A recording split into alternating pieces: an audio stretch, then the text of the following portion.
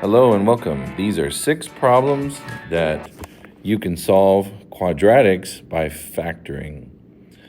So let's take a look at this strategically.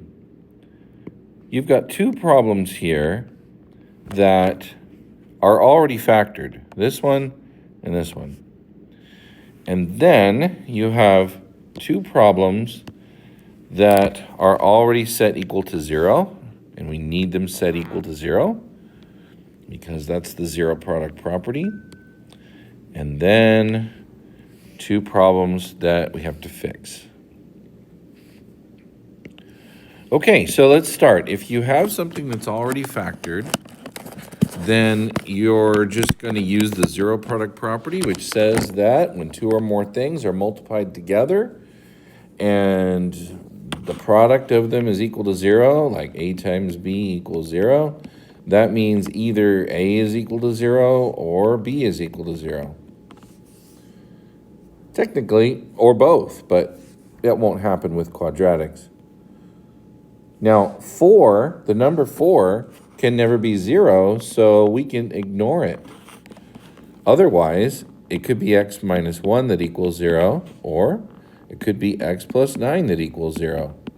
In which case, you'll get x is 1 as one solution, x is negative 9. And we can package those up in a set for solutions.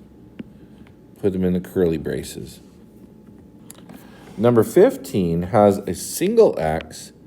Well, if you think about it, we could write that as x minus 0, and that would mean that 0 is a solution.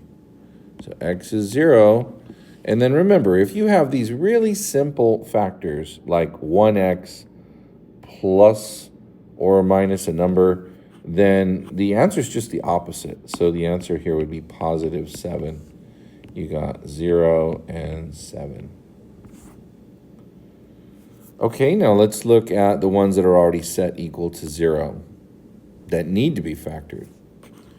Well, you probably already know about the x because we've already talked about factoring.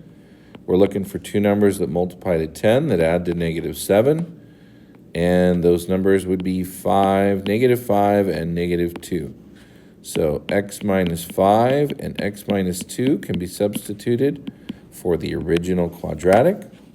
And that means that x equals 5 or x equals 2. So 5, 2 is our solution. And I don't really think you need to put those numbers in order. If I were a book publisher, I would put them in order. And number 14 is a special product. That is a difference of squares, kind of like a battery, has a plus and has a minus. And you fill those in with the square roots. Square root of x squared is x. Square root of 9 is 3. And that will give us negative 3 or positive 3.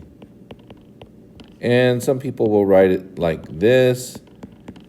And if it's a solution set, you might even see the plus or minus in the solution set.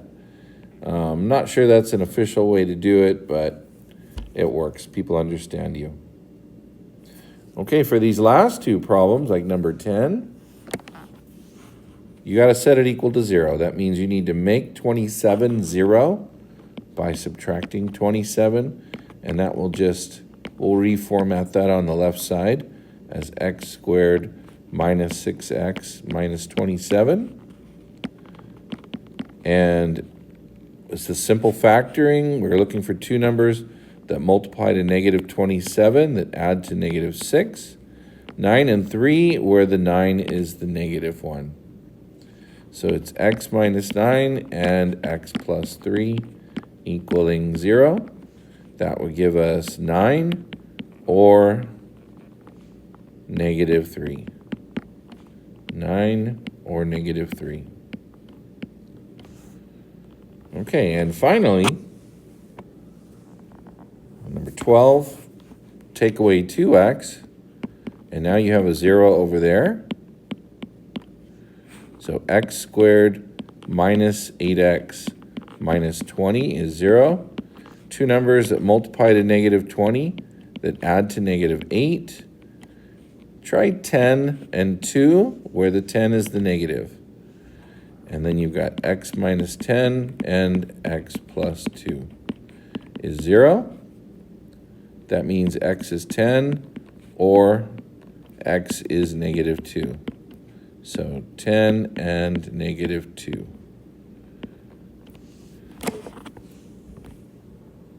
Well, we could make this more difficult, but you have the basics here of how to solve quadratics with factoring. We'll see you next time.